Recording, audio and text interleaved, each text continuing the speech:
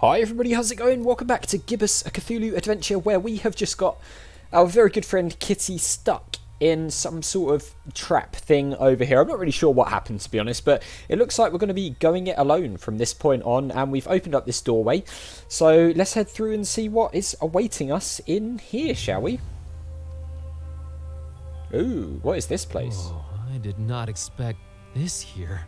What in heaven's name is this place? How can all this be here? That is a good question. That was like, there was some weird thing going on there, like some white stuff. I don't know how to describe it really. There's a couple of, that thing, whatever that was. Empty frames. Looks like there used to be pictures in these, but they're gone. Oh, weird. Oh, looking closer, there's a lot of wear and tear. Like they've seen a lot of different pictures come and go. Ah. Who put all of this here? That is a good Who question. lives here? Could it be? Could it be who? Alright, we've looked at it. What's all this? Shelves full of framed pictures. Let's have a This look. is straight up bizarre. There are framed pictures of some objects I've come across ever since this whole adventure began, like the exploding package and Priscilla's doll, but Whoa. also of others that I don't recognize. Interesting. These other objects vary from unusual to ancient. What's the point of all this? Right. Who the heck could this strange place belong to? So it's almost like things related to the game, but other things as well that we don't know about? What's this? Sign. This looks just like Olmstein's sign, except there's a crazy amount of lines connecting tens and tens of dots all over the place. Interesting. Can this mean that there are more than one signs? Ooh, could be. Olmstein, I can't wait for you to answer all my questions. Crystal. A framed picture of an unusual crystal. I don't recall ever seeing this before. I wonder if that's the one that Don took? Maybe it's the stone from the stars that gave Don his mark. Yeah, there we go. There's really no way of knowing. And we've got the Necronomicon You here. know what that is? Why it's framed and on display, that's a different story. Very true. Why would these three pictures be displayed more prominently than the others? Because I guess they're the key things from the game. So it's almost like this is like the way, I don't know, it's difficult to describe what I'm thinking, but sort of like where the plot is made almost, if that makes sense. Let's look at this. Leftmost open book. It's a book about ancient folk tales. It's open at Transylvania, Romania. Interesting. Anything more? This page describes the Muara and Azor myth. Weird. Yeah, so it is all to do with stuff in the game. This next page is about the castle and I think Vlad's ancestors. And the masks. This can't be a coincidence. Very interesting. Can we? No, we can't see. What else do we have? We have an open book. Earth and Moon apparatus, rightmost open book. Let's look at this book. Whoa. The title of the book is A Storm Over Fishmouth. What? Should I look deeper into this? Yeah, let's look into it. While on an antiquarian tour of an isolated fishing village called Fishmouth, a man called Robert Olmstein has an unexpected revelation. Olmstein? Robert Olmstein? What does this mean?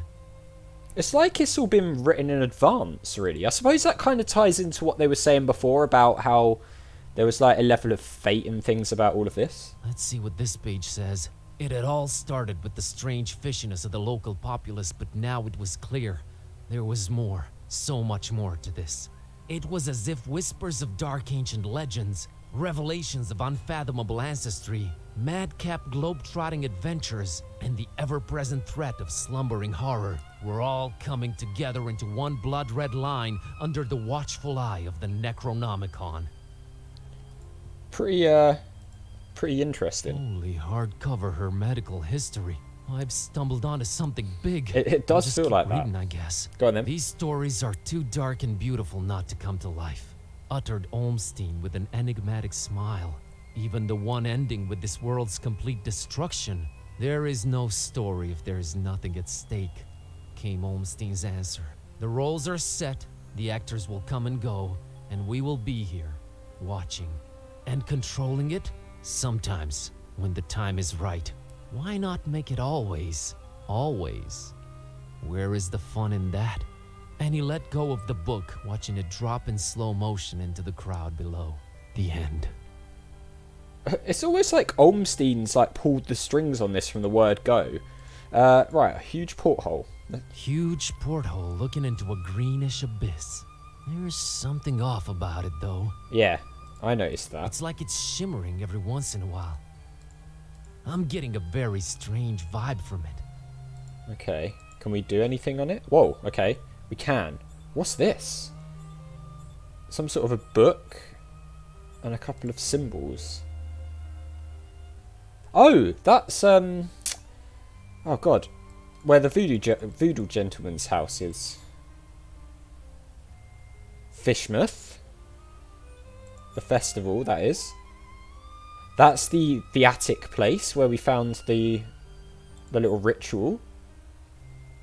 That's Transylvania with the horse and cart. Okay, interesting. What does this do? Oh, that goes back out. So what's this then? The book. Who are these people? That's also different.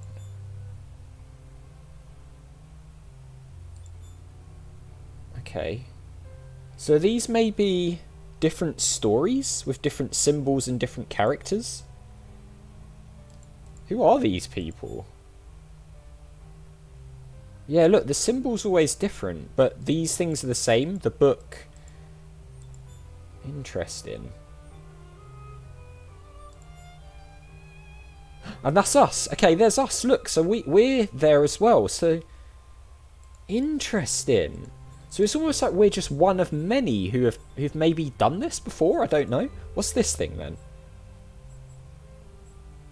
What the hell? What does that do? That one doesn't do anything. Is this maybe like a puzzle or something? I don't know. Oh wait, what's this? Earth and Moon apparatus. That looks kind It's of... the Earth with a moon on a rotating arm attached to it. Can we move it? Leaving everything as it is. No. So There's long red string hanging from the moon like it was cut or something. And I'm seeing dozens of shorter threads hanging from places all over the globe. so that's sort of like what we saw on there. So maybe that's like the position on the globe of where the story's taking place. The greenish light coming in from the portal is only illuminating 3/4 of the moon. I see. Right. Oh, there's another book here. This book is called The Case of Basil Dexter Kerwin. Huh. Basil Kerwin, a bookish nobody counting the days away behind his office desk, unveils a century-spanning relationship between himself and a wizard named Corvinus, and tries to avoid slowly transforming into something he detests. That sounds familiar. Pages are all crossed out and scratched over. It's hard to make out anything more. Sounds very familiar. Corvinus? Oh no, I'm starting to feel faint. Huh. I've had enough. I'd better move on. Okay. I think we've looked at everything, so let's see what's in the next room then, I guess. I'm out of here. Dawn and Peace need me. Goodbye, strange room. Yeah, goodbye, stranger. What the hell? So it seems like there's various stories similar to ours, and Olmstein seems to be the key central piece, almost like he's pulling the strings. Oh god, what's going on here? What is that thing? Like a moth to the flame, you finally made it! The carrier. Right on time. Who's this? Buzz, turn around, run! Is this Olmstein? No, no, no. That is where you are wrong, little zealous fly. It is not him carrying the book. It was always the book carrying him here. Nonsense. We were always right on your tail, Butcher. Ah, this is the butcher. Because you chose to, right? Adorable. But enough about that. Hand over the book, carrier. Or what? Yeah, or I what? constrict those electricity fields and zap your friends just like the bugs that they are. Not until you tell me what you want it for. No, I think I'll use it to bend reality to my will. No, I think I'll use it to bend reality to my will. We both know it does not work that way. Yeah, true. It already worked once. You're lying because you're desperate. It did already work once. It already worked once. Do I have to spell everything out for you? It worked once because it was written that it would. You had no say in this. The book chose the role, and now it returns to me for its final performance. You're insane. Yep. Bob Sounds like it. Olmstein, or whatever he's calling himself. We're all just actors in his little production. Ah, so Until we're right. you hand the Necronomicon over, that is. Okay, what is this, like some weird sort of like robotic Cthulhu production, like a play? I'm not anyone's pawn butcher. Production? Like a play? You have not caught on yet? Tough. I have no time to lay it out for you dimwits. We think we know what's going on, Book, right? Now. No. What's going on? What is he saying? You owe us an explanation. You owe us an explanation. I owe you nothing. But it really is simple, little fly. You are all prisoners in Olmstein's web of fiction, while I will claw my way out of it. So what's the book for?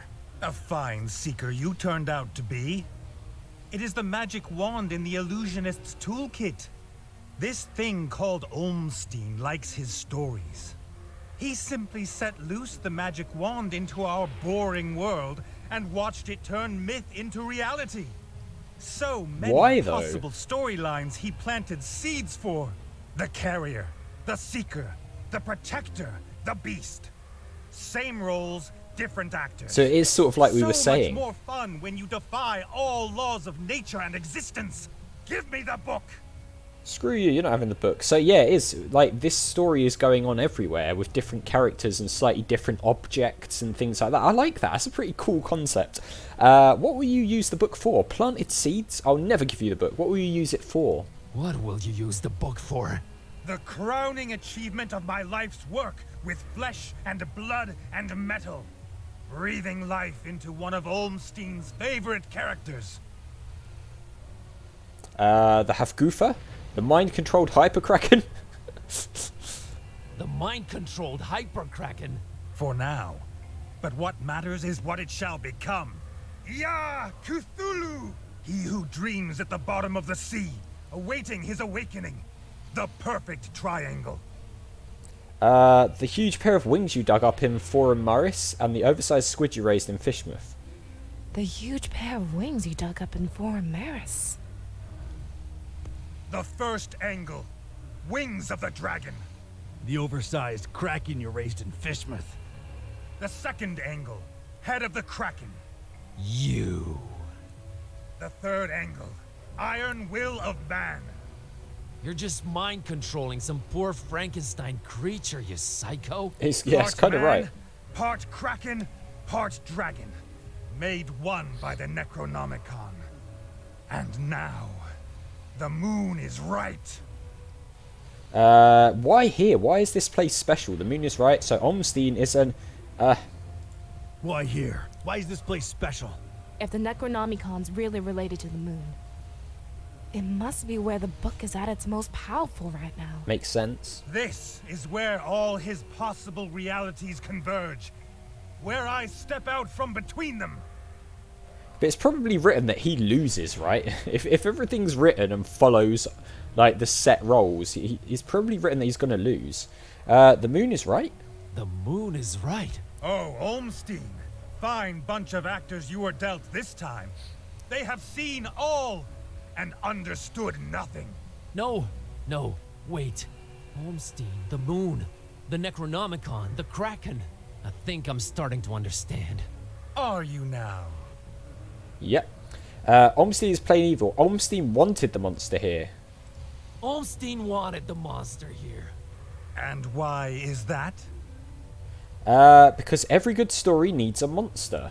Because every good story needs a monster. But the monster will lose, right? A monster that the heroes can smite using the awesome power of the Necronomicon. Yeah, exactly. There is just one little detail that is off. We're early, aren't we? Indeed. Oh. Only when the moon is full does Olmstein regain control over the Necronomicon. He set it up that way, and it is beautiful. Until then, the book is useless to you, while I Long have I studied its wicked pages. I know how to rein its chaotic majesty in. Oh, no. His eye in the sky, not yet fully open to our doings. Praise the gibbous moon. My time to strike. Oh, I see. That's why it's the Gibbous played moon. us. Not quite. The story would have gathered us all here nonetheless, just a while later. I see. Congratulations on overcoming all those obstacles so quickly. You should have taken your time. So he screwed up almost. So Olmstein is an... Impress me. What is Olmstein? I mean, is he like a god? An alien? You. He's not Olmstein. Is he a god? A god. He must be a god. We are all messing with things that we don't understand. Speak for yourself, little fly. I have really had enough talk now. Last warning before they die. Okay.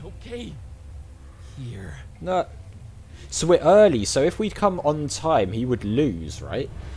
So maybe... Welcome back, old friend. So now what? You'll just become... Cthulhu! Devourer of souls! An end to this wretched joke of a world! Destroy the world. That's it? You either haven't thought this through or you're just bat crap nuts. Negotiating terms, little fly. Yes, they're in control right now, up there in the moon. But once I stamp this world out, when just me and them are the ones left standing... What? What happens? Appreciation for a mortal that became a god. For the pawn that broke the rules and checkmated the king. Oh, good. I have created life before. And I will destroy and then repopulate this world the way I see fit. Olmstein will never allow it. Start over from scratch, with an invincible god of death ruling over darkness? Breeding my own ruthless kind, stamping out the weak. Nothing but chaos for years and years to come? That is not his kind of story. Him and his kind will just abandon this wretched earth, move on to the next toy and leave this one to me. Time to become Cthulhu. No. Don't do that, please. Definitely don't do that. Oh, God, he's doing something. What's he doing? Key! G'day! Shh, shut up, dummy. How do I stop those force fields? Forget those. All the underground volcanoes around this peak are rigged to explode. The detonator's got to be around here somewhere. Look for that. Blow up volcanoes, awaken beasts for mind control. Got it. On it. Alright, cool, we're back in control, but I'm really sorry to do this, guys, because we're out of time, so I'm going to have to leave it on a cliffhanger and figure out what to do in the next episode. I really want to play on, but I just haven't got the time today, sorry. So, as always, thank you very much for watching. A big thank you to my patrons, Arcades Games, Wayne, Nate, Terminally Nerdy, and Paul from the Phantom Fellows for all the support. I really do appreciate it. If you enjoyed the video, hit that like button, make sure you subscribe if you're new, and come back for what I assume might be the last episode next time. It feels like a final boss scenario here. I'll see you guys then.